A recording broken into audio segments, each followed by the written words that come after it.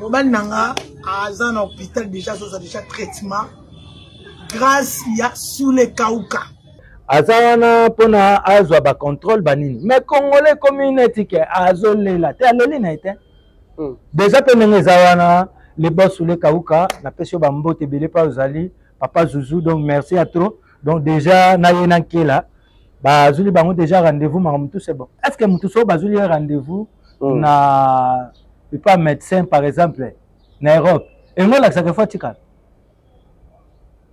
toi moi là ça te tikala oui rendez-vous ezali to mona na docteur a consulter yo ayebi nini zo tungisa yo akoti yo na traitement c'est tout cause appel na Congo zo continuer traitement na kotika na poto nde yango to benga basungi OK na ebite kotika na poto enyo la ça peut que lisungi na poto ya na ndenge bile musupo ko gagner na poto musupo ko galérer na poto parce que ya ba no mona pena mbana biso to ba no mona ngote tu vois donc aza pena moi c'est ya féliciter o yazo accompagner mobali na ye na mamunyo surtout en tout cas Minata son père jour faut soutenir mobali tant ayebi ki aza na mwasi o yazo soutenir na makamyo surtout ba no pesa pe mobali makasi neti yo vidéo loin boye kunozo na rôle nini na kati ya les ambassadeurs na les ambassadeurs d'abord nana ya mkolo OK mais apa ya mkolo apa ya mkolo na zape bon voilà na influence nanga donc ça dit na ko maîtriser batunyo surtout na tie la paix to bosser to sali musa kitoko et puis naza assistant metteur en scène nakamwe nga ona bengi yo vidéo loin et déranger été au fin mudité mwana mboka toto la vidéo moko awa opesi batu passe batu balinga ko mingi ba réclamer ba déclarer balobi mais comment la dit sobe akozala na motema oyo ke babengi na komba mninga asipe makasa bengi mwana mboka ko tourner publicité winner ngana sai OK sio obika ndenge za ba moni ba star batu batondi déjà azo sa batu bolongo wana ba yoka te ba sanga ba vidéo na moment obiso za pressé stress OK so filo wana insister kaka press moi toka na photo ngana ebike toka na photo ntoka ya sa vidéo OK siko tawa tena mbamoko aninga sa siko omoni mutu aninga ne lo mbambango OK eta besani je suis avec toza bon papa vidéo donc il n'a comparé peut-être dans le bimaki le tende mon sikoyo yepe fi yango abongisi ete papa esobe ake a poster aïe na kuta nango boyi na bando ta ba commentaire mais en tout cas batu mususu ba lobaki artiste aux gentil mais pourquoi répondre ndenge wana alors ben sasa vous avez ya binu femme nom isobe le roi du rire mutu ameta ku sexa binu donc na yi susu na se pesa binu mwa muke na lisoyo on aza obitira binu bandiku umoni ngande na zabuyi muko mususu patron nga alibina nga femme nom isobe tuza ukenda basali ba mitenga menaringi na mimayo pai na za ukenda imitation na bitu tuza ukenda wapi alibina nga tuza ukenda na mbandaka na Equateur. Alors, patron, tout ça, nous avons ça, tout comme Equateur. A mimi na Equateur. Tu vas nous travailler, chaque fin du mois, alors vous avez 40 000 francs congolais. Si on a 40 000 francs congolais, on a ça. Nanga moko eza kokate na rubi. En tout cas, patron, nga na Equateur, na kokausa te na za uzunga nanga. Alukiri nga ticket na zungu sasa. Mais ataka na nyongo nanga ya 40 000, ilikuwa ya mwa moko. Suku mukumsusu na damuki pia kape ebitinga na kanisa rubia safu na nga memanga na Equateur atela ke na 40 000 na nga ya mwa moko na bene na sumbu. Alors patron, oui femme et homme. Problème na rubi oui patron problème itali. Est-ce que vous allez se pélérer ou tela ke na 40 000 na nga ya mwa moko? Arubi oui na hivi na tela na 40 000. Surtout ça nini bonzo yangu na rubi tesiat na zana ba numero oyo batindira ka mutumbongo. Arubi tindira yango na tindiri yango 12h mbongo za uya na zili 12h na mona 4000 ye na pesa 40 000 4000 na bi non izaki 40 000 izaki 4 000 te na zili téléphone nanga na compose na bingi chef orubaki utotuna 40 000 mais ngana muni kaka 4 000 atari babi femme connexion muteza bien te yango 4 000 ikomi soki connexion ezongi 0 wana eza kuya nango kubanga te mama if ipa love is crazy love is funny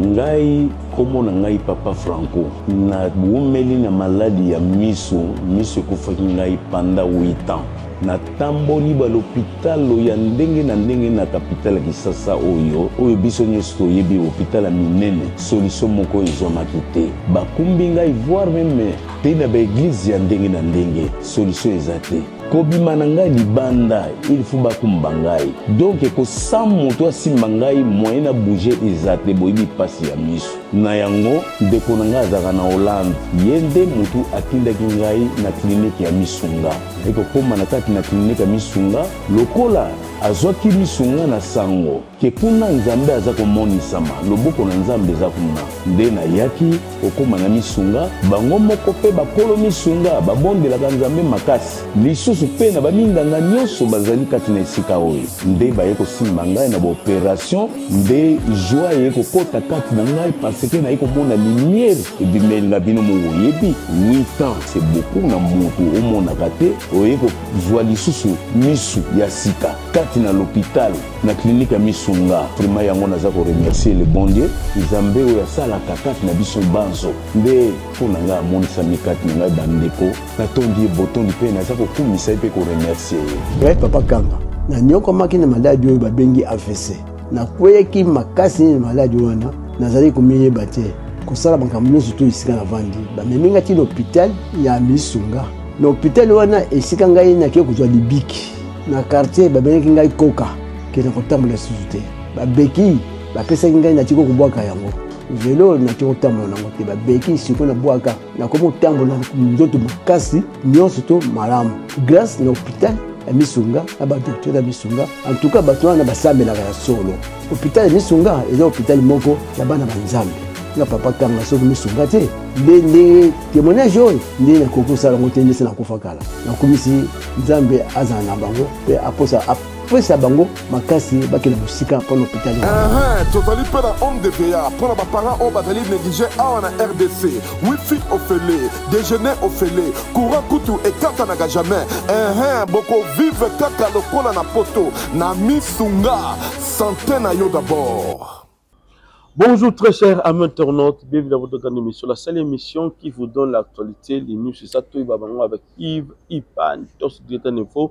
La fin avec la série continue, touche dans votre chaîne, c'est la promo de sa grande. Voilà, nous sommes déjà avec le président Ladi Sobé, avec lui, tu peux essayer de partager, ils allaient comme Sijé Nabiso Awa, ils ont pris modèle pour Nabiso. Merci. Na maman me dit monter mais tous peuple embêté le maman de Kelemba, Billy Vumuka Fondation, tous sont là-bas, venu orphelin, na bossenité grand frère propre Jean-Robert Kala les savants. Il a décidé la force qui Timothée, il y a mon Nicole maman la parfaite, à Paris, na mon ami privé qui c'était le futur et sans oublier pour prendre du bon en Canada, on est toujours ensemble. Merci à toi aussi, mon vieux Cathy. Thierry capitaine depuis le Canada motema ya maman China capitaine voilà depuis ce mot pas président l'a dit Sobé ouais merci bon retour au pays trop bon moi ouais merci à trop merci voilà parce que nazana na kati ya mboka donc voilà mais en fait nini salami otokene récemment wa ozongeli biso tandis que bande comme ça tikali lokola bankela mabidi eyinga Gladys Mimi Kabongo bozungi kaka bino na ndeko na yo leki na yo aussi Mobekisi. Ouais, merci Yves Pan. Avant de répondre yo na roupé ça un peu bande ba Hollande biso bambote na bango. OK, vas-y. Donc bonjour, bonsoir, na ngonga oyo okuta une émission. Donc na bosanité kopé ça te aux ambrota, ndalira dollar la ouais. Bambote na pas azali na PCP Excellence Guy Luandomboyo, Fondation Widal. Okay. Donc, na PCP Mbote Bele, na PCP honorable professeur Fiston Mundadi, na pesi bambote belé docteur Mogi Jopé na pesi bambote belé na famille Mobimba. Donc nazongaki to kendeki to prester samedi ezaki le 28 juin, le 29 juin directement biso tozui vol na biso to yakozonga Kinshasa na Mobix. Mobix ayaki ba raison oyo ayelaki nga pe na yelaki ba raison oyo na yelaki na kati ya ba raison oyo eza vraiment capital ezalaki nazo protéger na souci pe ya ponanga. Ok, na souci ya ponanga parce que toi na été kuna na ba été na moi ba été ngana lia za ba toza donc en Europe donc période ya été donc moi ya kosakanate moi ya kosakanate Nikolo kutu na yoki soki 3 jours oyo moi ba mvula moko ezobeta moi même période biso zaona moi ya kosakanate ba komiti ba 42 45 ba 42 45 donc ya kosakanate trop tiko boete président la désobé to ki na ma voyage oyo ba ndeko belé ba ta déranger par rapport à la préparation ya voyage na bino okendaki na biso na bino na fikine awa je crois bien c'était un échangeur tout ça qui boy belé ba enveloppe ezalaki chacun de vous a une enveloppe na visa na kati et comme il voyage to komona quelques-uns ba kei misusu batikali video la tikali puis on ndomba za tikali rosa tikali modero totoka na tikali décor atikali en fait zaki nini oyo esali ke bandeko mosusu batikala parce que moi débat eza koto mwa makasi ya misusu balobi ke bakendaki kokota pe ba visa plutôt j'allais dire passeport na bango na ba production mosusu na ba maison de production mosusu nde sali ke bakata bango selon vous eza nini biso la bon normalement nga déjà tant to voyage ndenge wana nga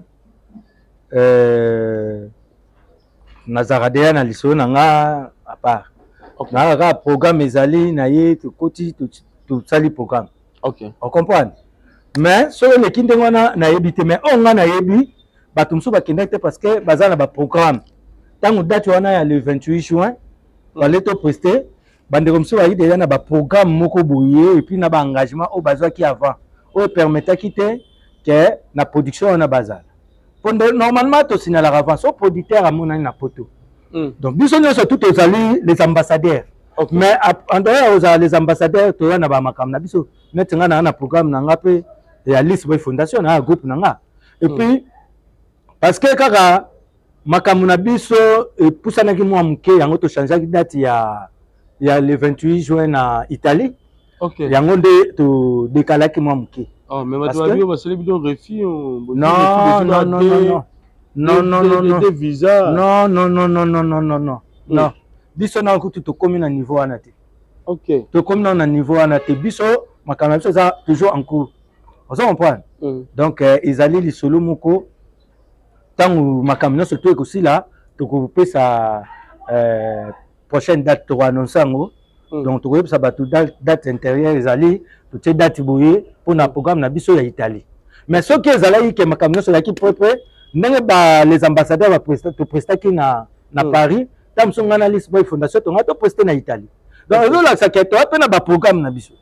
Mais pe ba ninga msusu pe ba ki de na ba programme na bango ou peut-être nazoki de ya cacher mutu fana sa likambu ezo permettre ngate na date wana. Mais date oyo ezaki officiel pour na selon producteur ezaki le 28 juin na Paris.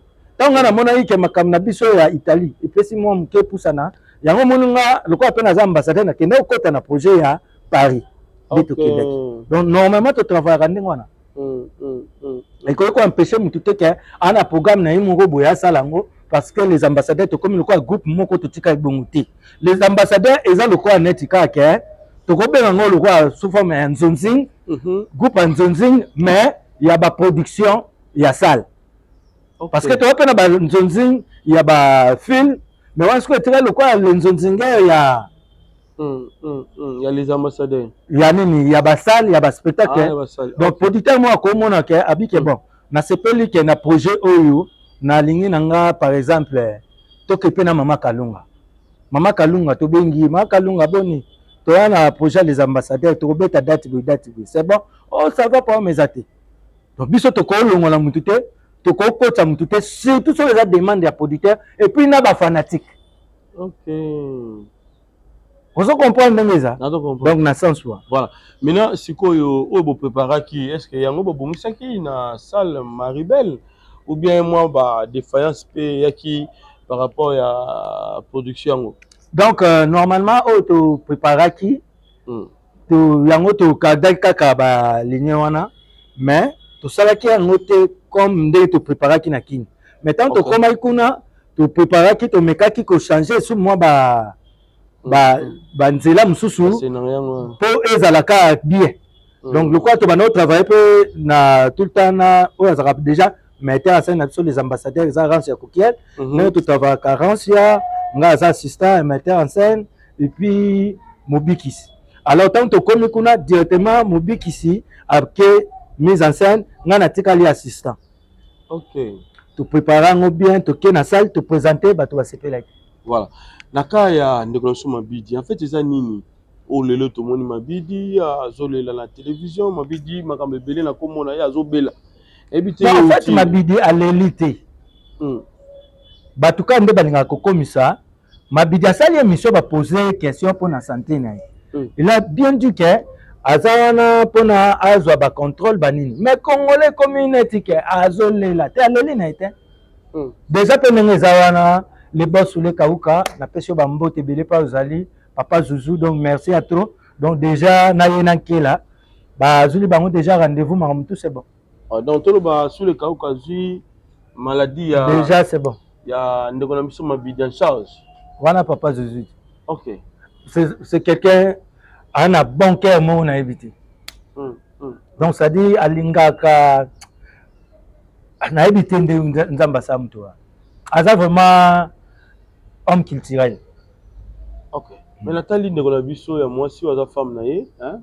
Aminata son père Ndenga Lubi a remercié sous les Kauka a levé le komoko wana maladie à diabète baby pas so ya mona rangote ya sucre o ya bane ko mona na mobali na ndako te eza na bato ba fingi eza na bato ba tolaki Ndekolabiso mabidi na mission différentes eza na bandeko plus loin balobaki azonga ki tchasa tona besoin to mona wa tango ko déjà biloko surtout plus sa femme Ndenga Lubi pour na état de santé à mobile na asepeli makasi na oyo sous le Kauka sali. Mais c'est ça, ça moi c'est malamu parce que moi c'est accompagnera toujours mobile. Et puis to lubaka oh moi c'est ndem tabano mona nyonso tout. Avec pena reconnaissante na ba ndenga remercier parce que pas sûr ya bano mona pena mbane biso tout bano mona ngote hein. Tu vois donc azapena moi c'est ya féliciter o azo accompagner mobile na na mamunyo surtout en tout cas Minata son père il y a eu un bambo tebele donc toujours faut soutenir mobile tant a été qu'azana moi si o azo soutenir na makamyo surtout ba pesa pe mobile makasi azana moyen ya roluka azana moyen ya kubunda po eza toujours réussite na bam. Est-ce que baby c'était par rapport à ndenge bamso abagi ya kimi la kimi la kimi mabija kimi nazo maté eloko nini yo o lingo comprendre na kati wana est-ce que mutu so bazuli rendez-vous na pas médecin par exemple na Europe et moi là ça que faut tikala to lingo là ça te tikala vous rendez-vous ezali que mona ina docteur a consulter yo ayebi nini zo tumsa yo akoti yo na traitement c'est tout cause appel na Congo zo continuer traitement na. OK. Si quoi t'as vu le gars? On va bien tikali neka, va bien tikala neka ka. Bon, wana. Elle va soutenir tikala kaka, ça la bien. Est-ce que quand tu as na potonde, on te benga basungi? OK. Na évité. Quand tu as na poto, il y a la sapete que les sungi na poto. Poto est na ndenge bile. Musu poko gagner na poto, musu poko galérer na poto. Poto za terrain o yambio. So ya mabeleti. So ya oza mbuma. So lelo na nini esika ya biente obota nde. Oso mpa eza yo moko na esika okoeli. OK. Est-ce que ndeko nanga na ndenga bete na bite ke bato poto ba galera. Mata moko mi bale misa tu pe ba na poto peta msu ba koma oluka na zonga nga Kongo bazali. Bazali. Ouais. Vous comprenez? Donc c'est ça. objectif tokendelaki ezalaki kotika na poto te ezalaki toke musala tosisi musala tozongi parce que nzela na biso ezocontinue à part Paris tobeta Londres à part Londres tobeta States donc ça dit projet na biso ezali comédie sur scène parce que humour na scène ekufaki musique ndenge banda obeta sute ndenge mo opena comédie ekufaki le musicien babundi basali tout po musique ezonga na poto musique ezongi et comme nango sale yango wana yo moko kaka ça date okay biso pe souci na biso ezalaki il faut que ça date pour na comédie nzamba asungi atindeli biso sule kauka le boss ajouté biso poids lelo wana banzela tokomo kendo beta na basale mais so biso moko tolingi to bomelo kwango ok so tolingi continue biso mo c'est ça voilà ça c'est bien alors tout ce qui est la question oyo lelo eza na bandeko o baza proche na bino artiste et bien baza ko c'est la matin na marambo c'est comme si vous opona na bino pour que vous sala la production na répondant que déjà les ambassadeurs biso te to ana droit ya opona mutu donc ça dit mutu ana droit ya opona eza ba fanatique donc ça dit boulot on aime to ko na les ambassadeurs tant aux autres travailler makasi ba fanatique na yo ba ça ba demande na yo mbala moko producteur o amona na projet alobi que to ana besoin boy basali makam na yo wa neti yo vie de loin boy kuno zona rôle nini na kati ya les ambassadeurs na les ambassadeurs d'abord nana ya mkolo OK mais à part ya mkolo na zape bon voilà na influence nanga donc ça dit na ko maîtriser batunyo surtout na tie la paix to bosser to sali musa kitoko voilà et puis naza assistant metteur en scène bon ça c'est bien na kama nga on a bien yo vu de loin et de majorité au fin mu témoin na mboka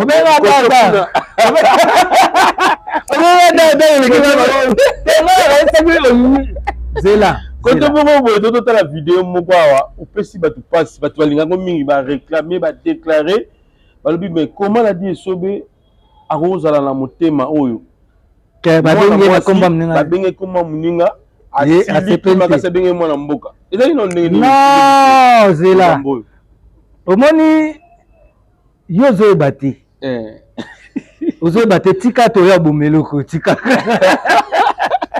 expliquer bala bayi wa tala biso tika yo sala bien c'est le moment mwana mboka obi esali passe na ba commentaire ba mais ofinga mwana mwasi ko pourquoi d'ailleurs il a dit sobe donc koko taba maman batute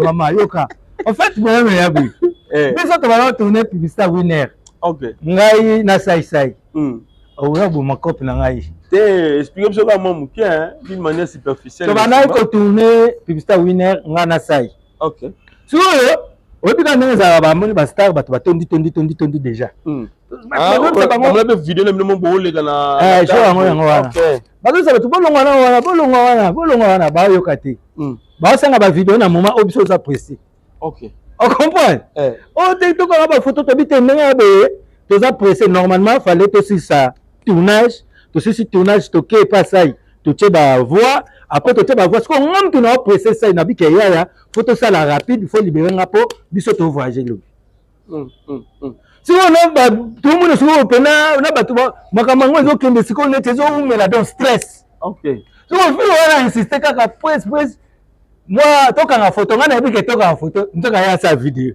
OK siko tawa tena mbamo aninga sa siko omani muntu aninga ne lo mbambango OK eta besani je suis avec tout ça bon papa fidèle donc il n'a comparé peut-être dans le bimaki le kanda mon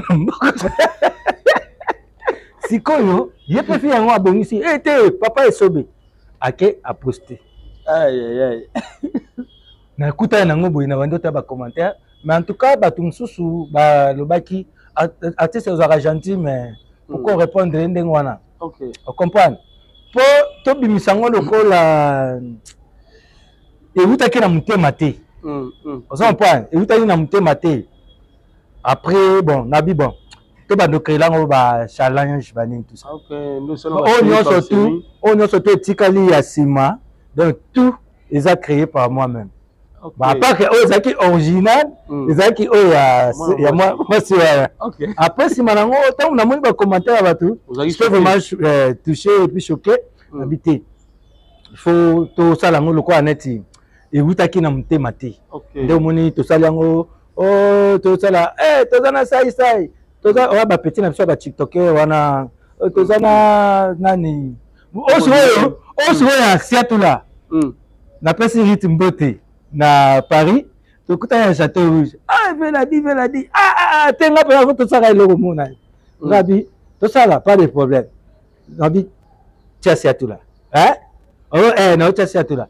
Na Château Rouge na papa siatula et pas insister. Botel est bien.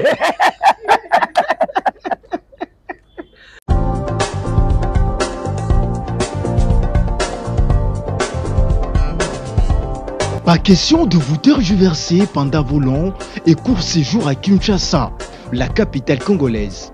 En famille, couple et singleton. Le meuble Emma met à votre disposition des appartements répondant aux normes internationales. Composés chacun d'un salon VIP, de chambres à coucher, salle à manger et salle de bain, ainsi que de cuisine, tout équipé.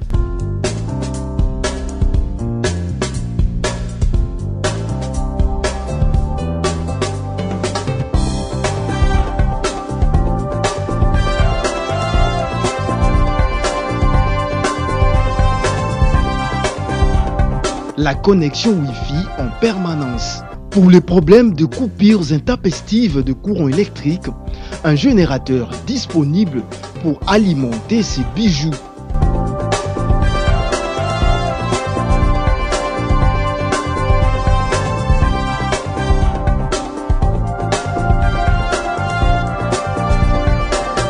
Notre adresse, avenue Balinga, numéro 9, Yolocide, commune de Kalamou.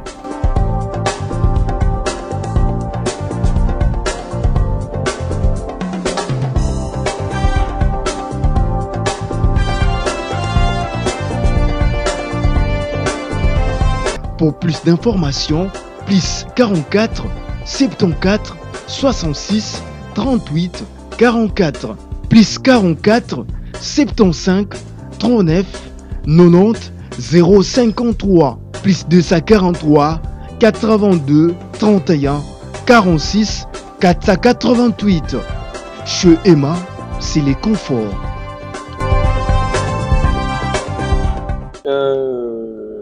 Tokoloba tusenga to la pardon ya président na oyo lekaki na ne ba fanati ba sepela yite ata ba excuse no ça bien ba pardon ya ndeko motion na kaka te za nango likambo senga la pardon te ezaki nango ka neti oh non za likambo senga pardon te. OK, est-ce que ya senga nga pardon yonde o s'excuser devant te non eza nango makambo ya kote kuna te edéranger nango mpena te te déranger nga mpe nayaki nanga na kanda te eza ambiance Kinshasa na biso te tozala bongo si omoni nga deja naza mutu moko na salaka susu blague te na makambo ya poso nalingaka kutu blague te nga mpena donc ata nzinzika ndenge aza wana soki basala kaka wana asalinga kaka na face nakolanda ye ntina boma ye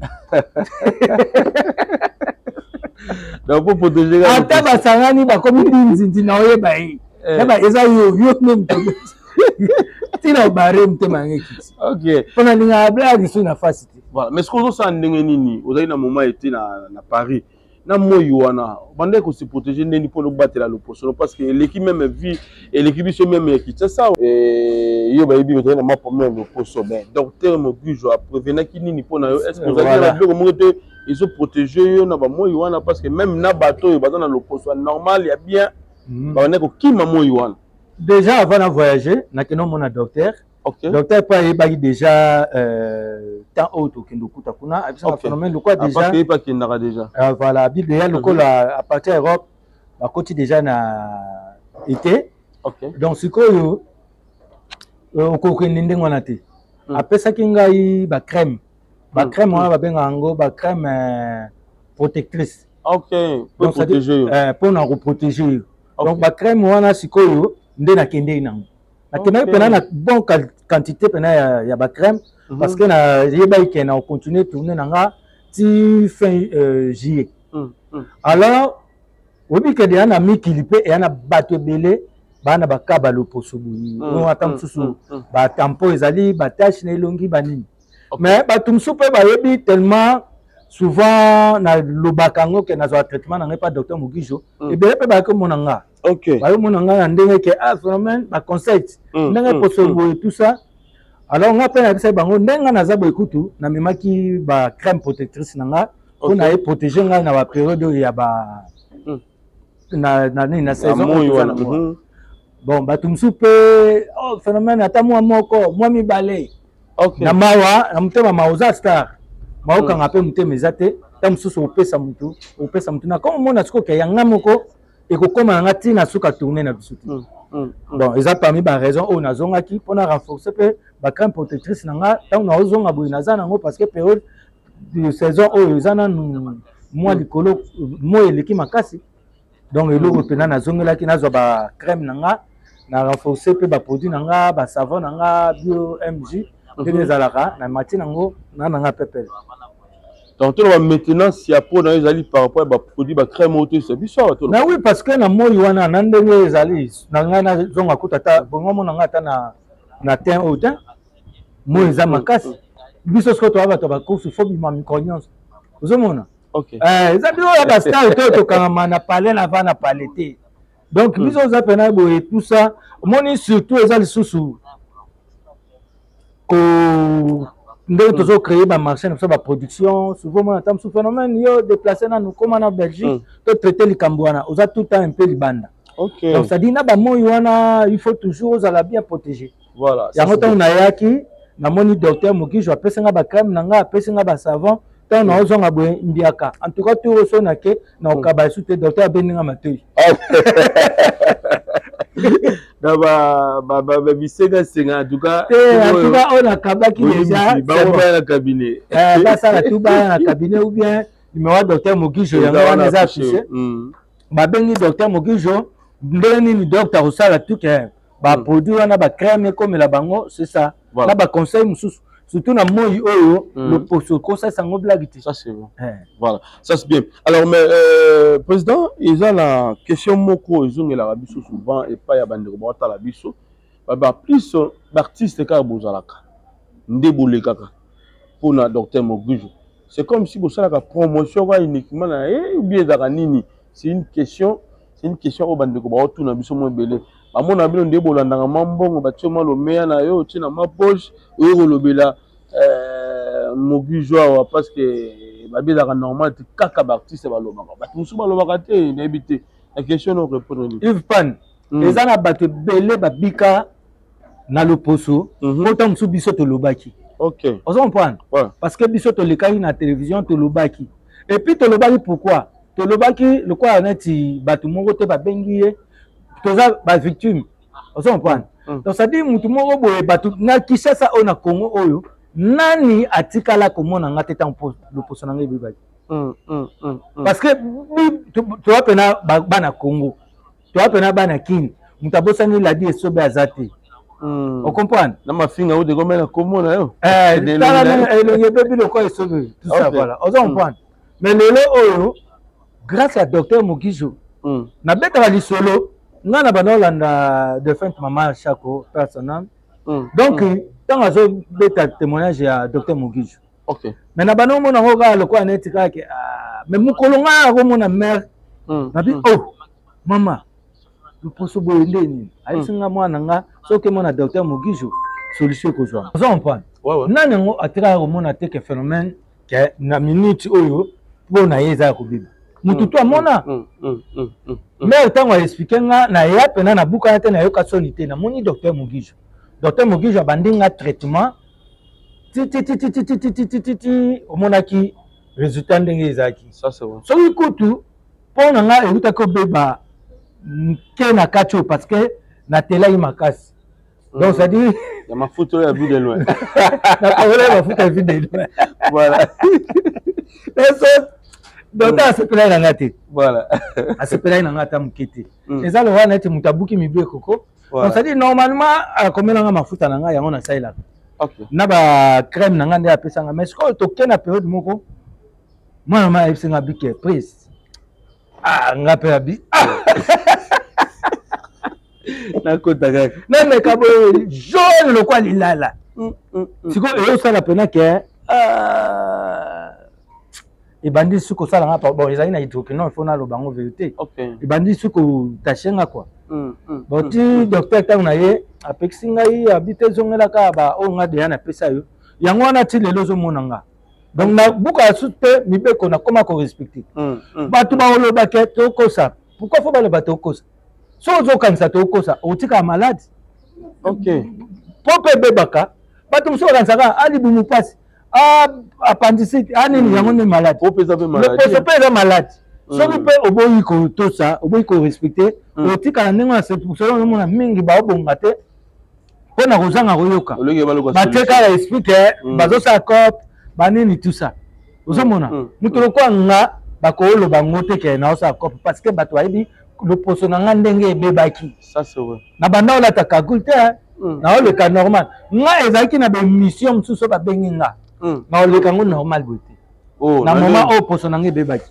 Na il faut na taki sobe na te moi ba makala po bimisanga le ko netike. Mais nzoka na olingo bimisa face ndengo. Ah parfois c'est bebaki déjà. Mais lelo na oma bimisa face nanga normal, na otambola normal na otala liboso comme mututu. Mais nga liboso na ndo kende liboso mais na otala na sima. Bon mutale kana déjà monanga. So na moni na tamboli pro liboso na telo mpandi kingo elembi siko na komo ya uzonga sima. Ah OK. Ozo po fona na petit mo liboso donc ça dit ya zo kende tout droit nga na pas bizarre nzela. OK. Na komo na hivi pani bo atalinga na face boy. Ah ouais phénomène na baby boy ndeni. OK. Ozo comprendre. Ndabe tali so na munina te voilà na ça. Voilà. Ozo mona mutu oyo autaki na malade. Nga leo na loba kutu malade à l'opposo so ezaki ata sida. Par exemple, mutu mo abikisinga par exemple na sida. Na okende lobaka na ke témoigner po ba ninga msuso ba na malade liko anga ba kende pe ko lobi kokuni. Ça c'est vrai. Et bon siko eza nango sida te. Eza nango kaka ba tâche, ba tampo, ba nini tout ça. Et ça là inga. Et bon on a biki nango mutu sauver na kende ko yoka soni. Pour ça ba ninga ba kende kuna. Vraiment. C'est vrai que na za mutema mabe. Ça c'est bien. Vous comprenez? Donc il y a un Yves donc batu fo soko yebi ke le personayo eza ko beba ko kana pa msute ko kana personne te po ba docteur ngo pe ba comme belé ya ba fo ba comme mona ba moni congolais ndinga nini congolais lingaka mutu mo a créé idéologie ba tutu ba sopanywa balandi. OK. Mona expérience pèse au compte. Docteur déjà 27 ans d'expérience. Donc vrai docteur il y a makamba le poso a une expérience il y a 27 ans déjà plus de 27 ans les docteur Mugijo. Ça c'est vrai. Oh ayebi musala na ye a traitaka donc yango wana. So mona ba Gabriel ba legi kaka ba Gabriel kutu ngam na yebisa ke était ser na nga buka na tikindi. OK. Ndenge biso ba defend mama Chako ba la biso docteur Mugijo tutikala na ndenge biso to ya ba Gabriel. Kulutu na nga le grand chanteur Rio de Janeiro. Après même le téléphone phénomène ndeni ko mwambolo ba pena ndeni. Mais de Janeiro aya koto yo tala lelo. Ozo comprendre? OK. Ngamo na tala ni comme sous une émission na yobi Kulutu na nga Rio pe le beli Mugijo. Donc ça dit esprit là na zanango yango il est pas zanango. Ozo comprendre? Amoni ke na biki na koyi ko bomba te il faut na témoigner mutu oyo apesi nga lobiko ozo comprendre c'est ça biso to ba artiste to ba star na koya te ko banoloba boye na vampa na kiti na oloba boye po batu ba ya place moko boye oyo solution ezati na kosala ngo jamais ça c'est vrai na kosala ngo te parce que na ba fanatique ebele o balinganga ba lobanga ke me phénomène biso to comité na niveau ndeni mais ce que nous avons c'est que nous avons dit que ezali vrai. Vous comprenez? Mais dans la terre, nous avons le barato, bandara, ce que vous kanga, bango na manda. T'as cassé la main, tu vas me soucier. Tozo ça bango. Boya goza lobiko. Na malem te, bayala na bango. Na ba mato mangongi ba petro. Oza ndeko nanga. Na ndeko nanga te. Na kuta no za batampo no kango penda. Na koka yo penda ti. Ba adresse docteur Moki Jebo. Voilà. Ana Victoire. Avenue Victoire. Voilà. Numéro 12 pas tout ça là. OK. Na roya no na dindisi o wana. C'est là docteur ya kuta wana. OK. Et puis na ba hôtel. Donc on va voir makasi. Mais oui parce que nga siko na linde batu batika tembe. Batika tembe surtout eloko ya olobaka. Phénomène tam sous ali à moi le kotro naï. Mais songa na dia la elongo na nga ngoti. Nazala pe boité. OK. Vous comprenez? Nga kutu na koza lisusu mutu mote na ko lubaka lelo na ye na émission na komo luba ke botala ngande na bongi ngati ngasi na bonga. Mais soki sikoyo na zongela ile kwa traitement za mutu makasi nanga. OK. Ya mafuta ya vile. Et mafuta va pas chéri. Mais là mutu na parce que va moto. Pour atteindre la mafuta de nini. Jamais. Donc ça conseille comme quantité. Te wapenda bandeko na lobi penza vérité izanga imuku.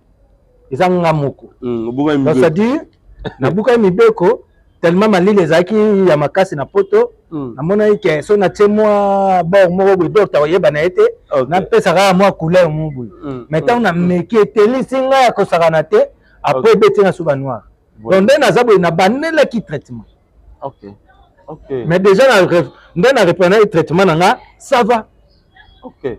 Mais est-ce que bandeko ba otala biso ba sa ndenge nini pour que ba rejoindre yo et pas docteur Mogujo aussi peut être différentes adresses au bandeko ko kenda pour que ba mona docteur Mogujo ba za solution aussi na robosa lelo mo to rusi biso awa que okozwa batu na makasi o me ba na cabinet docteur Mogujo siko likamo ya mbongo mon solo est-ce que ndeko capable de refuta mbongo parce que ba bangaka par rapport à docteur Mogujo va déplacement mobile toujours à cheval Paris États-Unis Amérique. Mon frère ngana website yo lelo yo ko mona ndeko na wana azobela azoke na kokufa botiki wana kufa na ndako pombongo yate. OK. To mona na munganga liboso makamba bambongo banini tu ekolanda mais to ko kenena ko mona munganga et puis na mbongo mukia. Vous comprenez? Oui, na mbongo muke na komona na munganga. Na kobanga teke na omona munganga ndeni mbongo ezate na komona na munganga. Parce que si lelo oyo yo kwei na minute oyo to contrôler ba poche na hote. Elo ka liboso to komemona. OK. Vous comprenez? Et pendenge moko na le poso. Maladi te ko kabola omoni elongi. Yango nde yo. OK. Elongi nde yango yo. Voilà. Ah bon? Elongi na yo nde yango yo. Ça c'est vrai. Vous comprenez? On se bomi face, on bomi calendre. OK. Bébé ou tu calendre pena. Calendre. Calendre. Baby, carré baby. Papa. Ce qu'on bomi calendre au côté palais. Au côté palais donc melami pena donc au banoke fête té, au banoke ne ba pour kuna ba manifestation au côté té. Vieux baby. Ok, ne peut filtrer. Bah, vous que nous coûtons là, bah, ministre, là, bah, nini. Au coup, là, ta forme, bête qui toque au tchoul, mais face, kaka, et bomi. Bomi, aïe. Il y a comme ta belle liboumou, libeka, à gros bata mané n'a pas. Oh, ya, au moins, kibeka. OK. Au côté lamba, et mais là, on a c'est lamba. Mais le mot, bon, on a ni. À toi, tu es lunette. À toi, tu caches né. À toi, tu caches né. On a pas mal à l'aise. Fallait qu'à ébima. Au coup, la place, moi, bah, tout va faire, c'est un mot. Yo, melami. Au lieu de t'attendre lunette, n'a pas fier, mais yo, mon conscience, n'a pas au côté, et y'a pas que, n'a pas un mot pour tampo. Ya Gaïa, on a le droit, Justin. N'a la cause à soubérer, on a vite. Vous comprenez? N'a la cause à soubérer, on a vite. Surtout, tout, n'a eu qu'un docteur Sony. Tant on a que, n'a télé, bon, noir, à moi, ils ont sous. Na epsi yo bien na sala ki mafuta au docteur komela ngate na sala ki eloko mutu na mafuta donc sikoyo nenge sala ngane wana pona mona docteur na komo kima Sony mais na bité ti what so na kimie mieko na ngendo lo ba vérité nakei na lobi vérité bien kasepelaki na nga te mapesaki nga conseil après nazongeli traitement na nga. Mais sikoyo na baoyo baoloba docteur Mogijo ayambaka na mpasi soki babingi ye ayambaka bango mpena te surtout plus na ba WhatsApp ayambaka te ezosalaka fu bana cabinet to basala ndenge nini lisusu bazobeta likambo oyo ya ba rendez-vous. Voilà.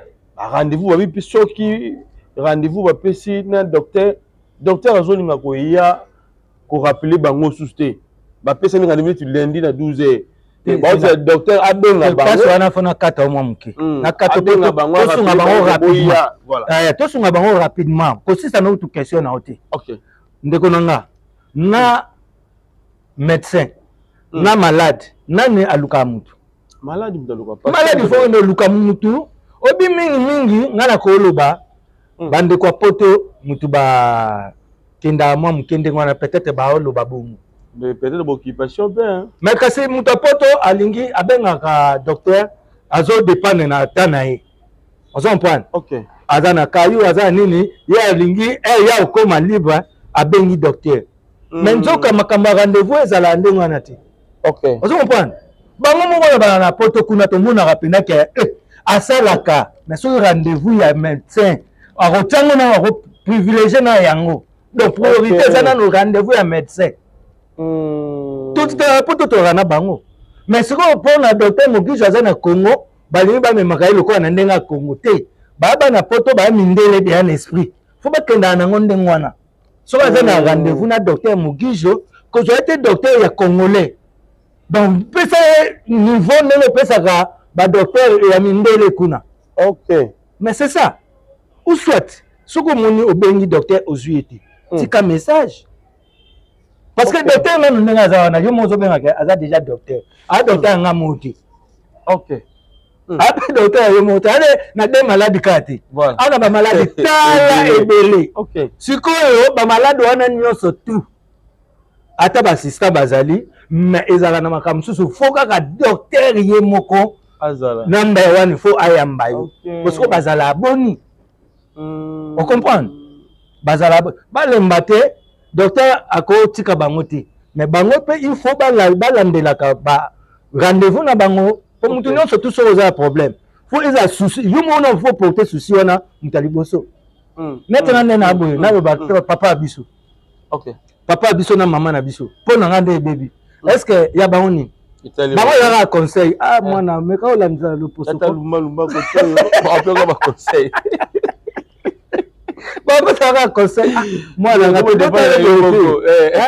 okolaka za kitoko boye bote na yo ozobebisa boka na bichacha. Luka na docteur Mogijo. Oui, comme ça na tina niveau.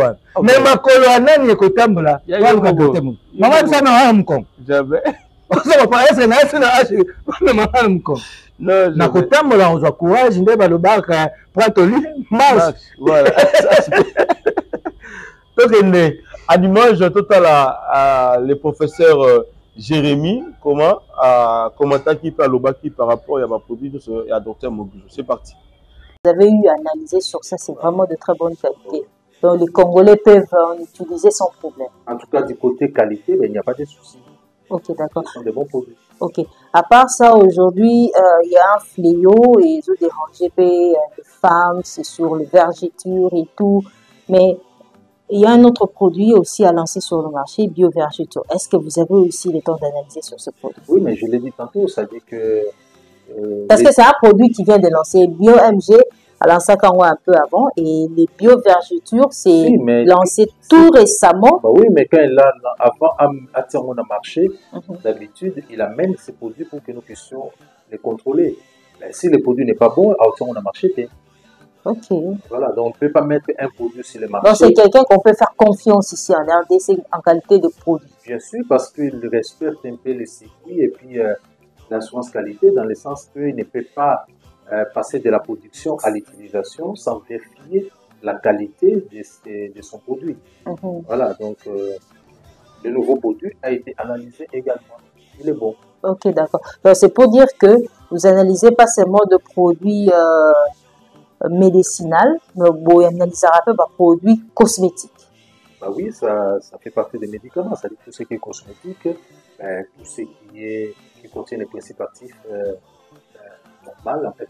Le principe actif est curatif, etc. Ben oui, ils ont. On analyse ça. Ça fait partie du concept médicament. Ok, le concept médicament. Donc, la procédure est que Moutufo Ayanango d'abord, vous allez vers eux. Donc, ça se passe comment en termes d'analyser le produit? Oh, ça dépend. D'une manière générale, c'est l'autorité congolaise de réglementation qui nous amène les produits. Ça, c'est d'une manière générale. Mais il peut arriver que le fabricant amène lui-même les clients, amène lui-même son produit, et s'il veut se rassurer de la qualité de son produit. Ok, mais ça arrive aussi, vous aussi, ceux qui vous montrent que le produit, il y a trop de réclamations, ils ont la qualité, vous venez avec, ou ça se passe exactement? En fait, si le produit pose des problèmes, genre, les gens parlent, il y a trop de réclamations, ou de tels produits, là, c'est le volet maintenant recherche. Voilà, ça dit que nous, maintenant, comme université, ben, on descend avec nos équipes pour aller chercher ces produits et venir à l'université avec pour les analyser. Là, c'est vraiment le volet recherche. Voilà, mais l'autorité nous amène les produits, ou encore les clients nous amènent les produits selon les besoins, parce qu'ils se rendent compte qu'il veut mettre au point, il veut que les produits soient utilisés. Tout produit, avant d'être utilisé, en tout cas, la réglementation veut à ce que ces produits puissent avoir un certificat qui certifie que, si vous voulez que je me répète, que le produit est de bonne qualité. Ok. Mais est-ce qu'il y a une condition pour qu'une personne aille à un produit mais analysé en haut, où il n'y a pas de condition, où tout dépend que... C'est-à-dire que tu sens que ton produit, tu as fait une recherche et c'est bon, et puis il y a des conditions préalables? Non, nous sommes un laboratoire d'abord de routine et de recherche en même temps. Quelqu'un qui a mis au point son produit, il veut se rassurer de la qualité de son produit, de lui-même il peut amener son produit. Même si le produit n'est pas encore à la phase où il doit être utilisé, s'il veut connaître la qualité de son produit, on peut toujours l'aider. Ok, d'accord.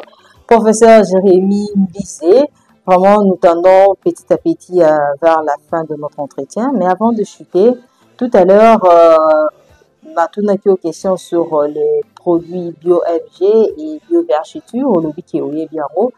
Et puis, ce sont des produits de très bonne qualité. Vous conseillez même aux gens d'aller acheter ça sur le marché parce que vous avez eu à analyser ce produit. Mais, introduction, l'introduction plutôt le baki qui est au début docteur Mogijo ou Tangi Sayepe Awa.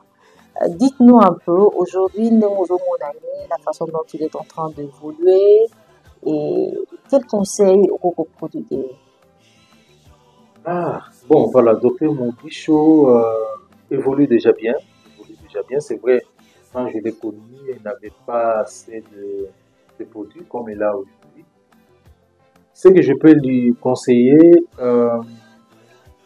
de rester authentique, donc à continuer comme ça, comme il faut, à authentique, à respecter le système d'assurance qualité, c'est-à-dire que à ça va produit dans les normes, comme il est fait maintenant, donc à améliorer, parce que dans l'assurance qualité, nous sommes dans l'amélioration continue. Voilà, il doit continuer à améliorer. C'est vrai qu'il n'a pas encore atteint les périodes. Voilà, vous avez suivi le docteur, plutôt j'allais dire le professeur Jérémy Mbinze. Donc, Azali il y a un grand professeur dans Mboka Nabiso, na Inikin, Université de Kinshasa, et Azali P na différentes universités oye à Kedagakopé, sa maté, à tout le bon enseignement. Donc, on a bel campus, on a ILK aussi na Belgique. Docteur Azawa, on a Azali P Moko, il y a département, il y a médecine, il y a Inikin, aussi il y a Etalibongo pharmacie. Donc, Azali, une grande personnalité. Ça montre déjà la grandeur. Il y a docteur Mogijo, parce que Makambo, papa me témoigner. En tout cas, et ça lui fait plaisir. Alors, tout ça, président la DSO, comme toujours, président Hollandi, très bien. Le professeur, le docteur aussi, Jérémy, et ça lui a déjà témoignage. Il y a papa Nabiso, Jérémy, et ça lui a voilà. En tout cas, et ça nous a plaisir. Et ça nous a plaisir. Et ça nous a c'est un makasi pour namoni penza ke ngai o bato bakolo bata musuto yaka kolobela docteur Mugijo peut-être pona encourager biso so bande nini mais ça n'a plaisir comme on appelle les professeurs docteur Jérémy Mbinze ndenga lobby a témoigné pour na docteur Mugijo et puis a lobby le muko abike alekaki Mugijo alekaki aw aza wala bangote ozo comprendre et ça n'a pas si tant bato musu bazwaka monde aza quoi bangote donc bandeko boto comparaka donc docteur Jérémy si akati makam boto comparaka c'est-à-dire Mugijo n'a pas courageux. OK. On se comprend. Mutu va courageux. Parce que docteur professeur moko le quoi papa Jérémy ndenga l'équipe. Ba bi so ata assistant kaka. Ba le bapo na bango bazati. Ata étudiant. On se comprend. Voilà. Vraiment docteur Mugijo pa ozali na kolobelo moko kolanda ba courageux te, ba décourager te. Musala eza musala na yo, ozana ngoya kubotama et puis ba tik na yo ndenge ba confirmer bon biso to vandi kimia. Donc le na kobeta na ngata be mission te na vandi na ngata 10 ans. Mais quand makambo tomonia professeur Jérémy a lobby, donc yango wana pena evanti biso kimia. Tout le monde a rolanda fois confirmé que docteur Mugijo a vrai docteur oyo atali makambo ya l'opus. Voilà. Ozo comprendre nga pena pona nga na komi munoko so amoni bato ya na locha bonga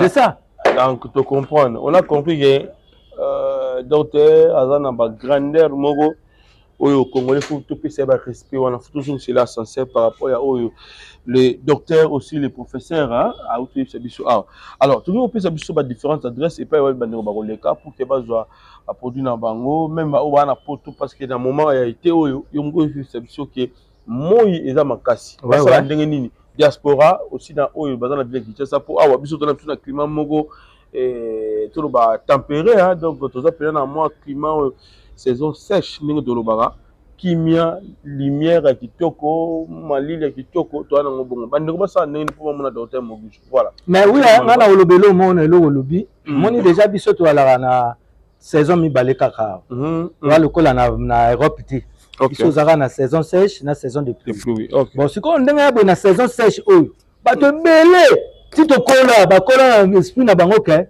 tant to zaka ni langa po to benga ngo elanga tant to zaka elanga ibongisa po les a le kuta donc ça dit même toi na elanga ozana droit pe ya komona docteur donc ça dit docteur Mugijo net nga na période ya elanga so to wana ngo na Kinshasa na bi sai ke docteur sikoyo na pona nga mbeto na saison sèche bwe na koyi ko sala ndenge nini akozanga conseil te ata bakisinga te na eloko na sala ka to savon to mafuta nanga mais akozanga conseil te ya koyebisa nga la période oyo tozali na ngo na saison oyo salela boy discipline ya po okoyeba yango kaka na mutu oyo atraita l'opus na ba saison nyonso tout donc c'est très important.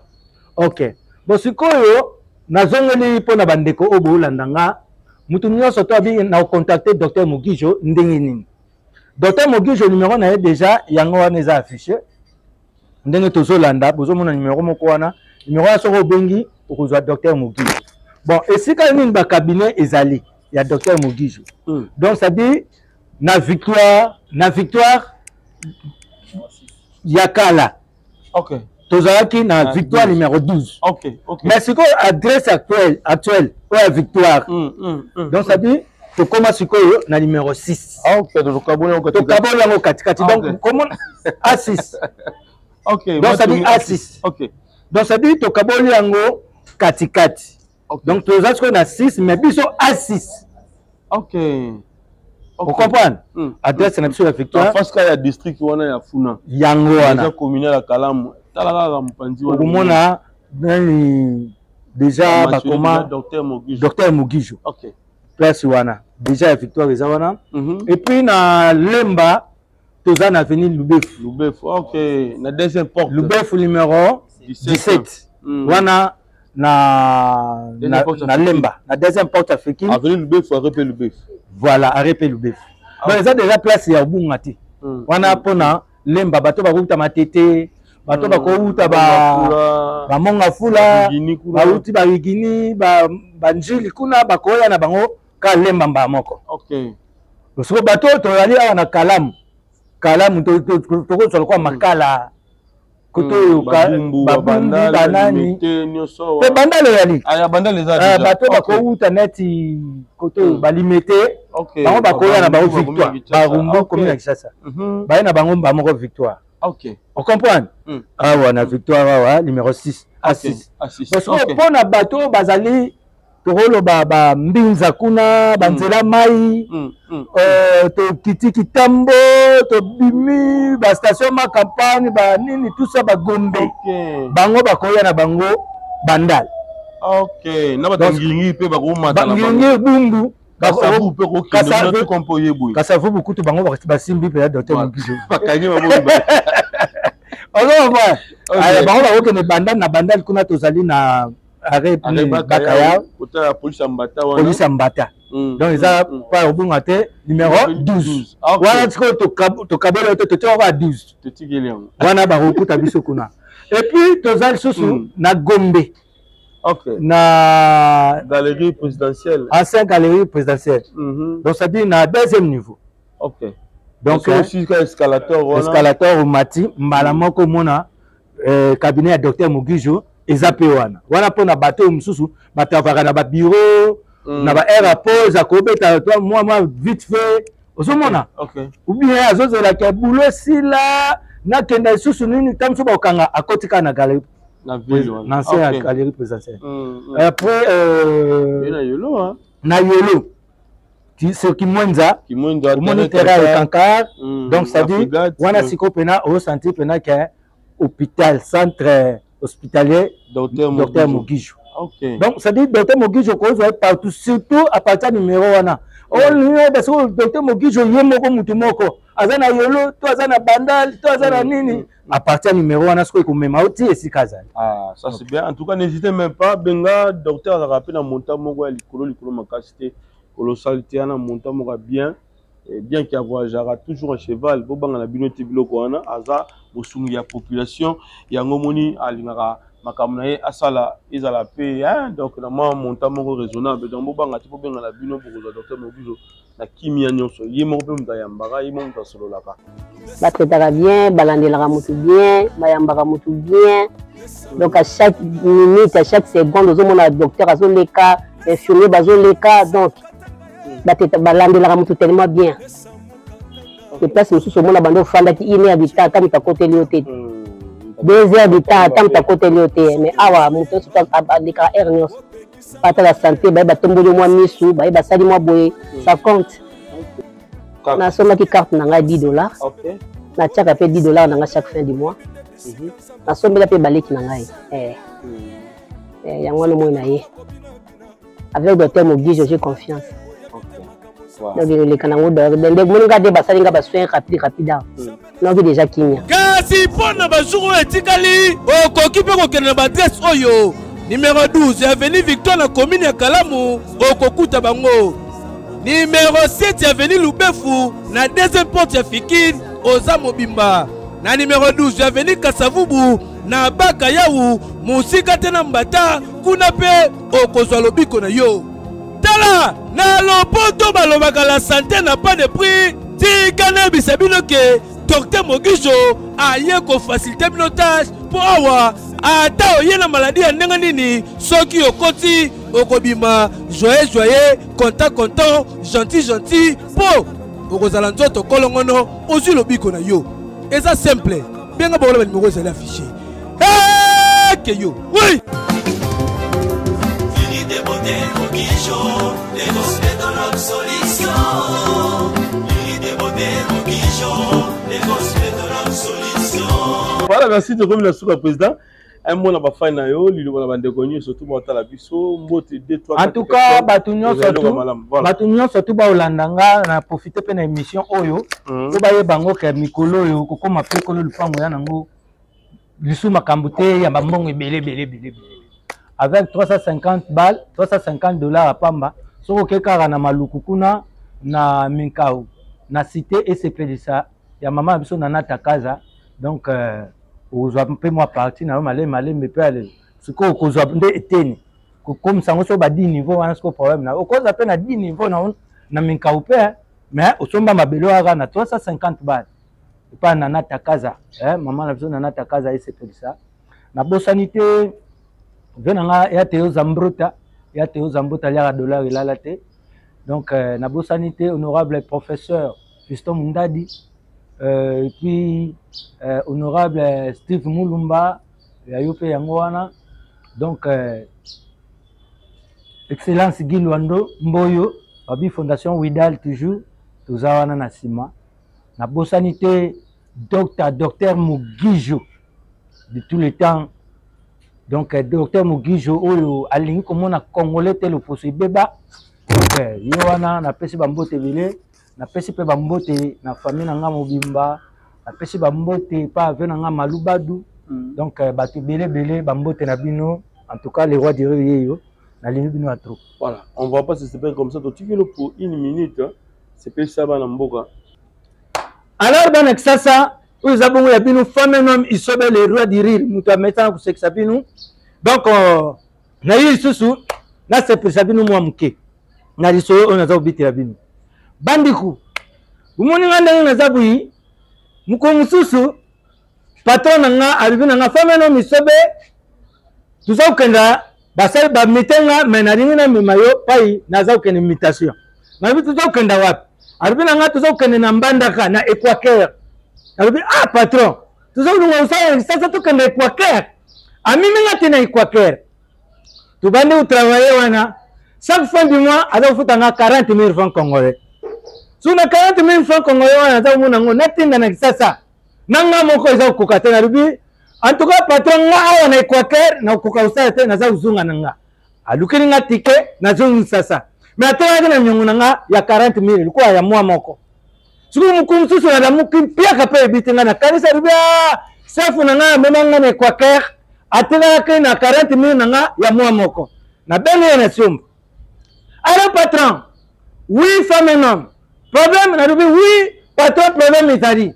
Est-ce que vous se pèlerait ou tu as 40 000 nanga ya mwa moko? Arubi, oui, na ibi na tela na 40 000. Surtout ça, nini, pour zwangu, narubi, chef, na zana ba numero oyo, batindira ka mutumbongo.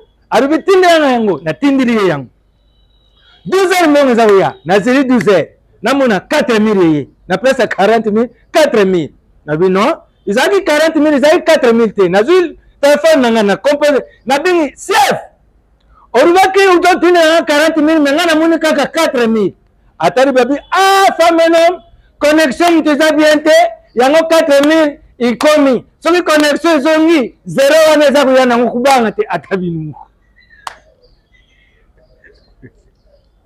bana ya Londres shalom nazana esengo mingi ya koyebisa bino ete nakozala na bino na Londres à partir ya le 19 juillet pendant 10 jours pona ba délivrance ya moko na moko ekoleka a privé ba délivrance monsieur se senga kaka il faut que ça ngo a privé pona kokota na profondeur ya problème nyonso mingi ezali pona ba oyo batambola partout o bazokoza ba solution te esengeli to kota profondeur nango pona solution emonana bana ya ba autiste bayaki babikaki bato ba limitation babikaki bino moko botala ba témoignage nakumisi kolo Yesu Masia na oya sali à travers papa Moïse makoma oya ye awa na souffrir bambule belé ngai na ko kotambola mbangu te na ko kima te likolo sala nga pasi na sima likolo pe pona ko matabe escalier la problème kasi abondeli pona ngai ngakutu na lobali kamona te yemo katumi abondeli estikoyo na yoki lokola courant ezo matanga ezo kita tango asisi ko bondela na tamboli nakumisi likolo Yesu nakumisi Jésus me, Jesus, you are the healer. Thank you, Lord Jesus Christ, for healing me. Na umeli na ko souffrir. Makolo na zoko kotambola malamu te. Merci Seigneur Jésus Christ. Azanzambe na bomoi. Yesu abiki singai, ageri ngai lelo. Lelo nga na tamboli. Lelo na kimi kutumba nga na kimi magate bambule bele. Ça fait beaucoup d'années nga na kimi na ngate. Na ko rapete. Kotambola kutantambola na zo tengama. Mais lelo na tamboli na kimi pe nzamba zo lokumu. Merci Nzambe batela papa Moïse. Batela prophète Moïse. Sendi botane mobimba Nzambe sala osali ya minene na commission lokumu kaka ne na pesi zo lokumu zo masanjoli. Mwana aza autism ADHD epilepsie eloko ekamwisi ngai mpona kofanda na ye na kiti ifo kosimba ye kofandisa ye kotelema mpe ifo kosimba ye kotelemisa ye awa ntango papa Moïse asali délivrance atelemi ye moko eloko ekamwisi ngai yango wana mpe alobaka mpe age na ye te alobaka mpe kombo na ye te ma alobi kombo na ye alobi mpe age na ye. Sit down and eat your chips. Sit down.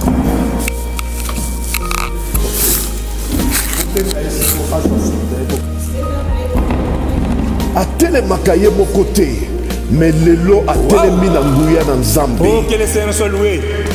Amen, amen, amen, amen, amen, amen, amen. Tant toyaki lobi bato nyonso tu bamonaki mpona kofandisa ye nga na bandaki kosimba ceinture na ye na nsima papa akosimba ye afandisi ye na kotelema mpe moko fo asimba na nsima moko fo afanda na liboso na pamboli Nzambe ya papa Moïse. Mponda baoyo bamoni ke bakoya esengeli na bino bobenga mpo batia bino na liste ya badelivrance bapesa bino mokolo na bino na jour na bino na date na bino mokolo wana bokomona loboko na Nzambe bokozonga ndenge boyaki te nazozela bino na moto.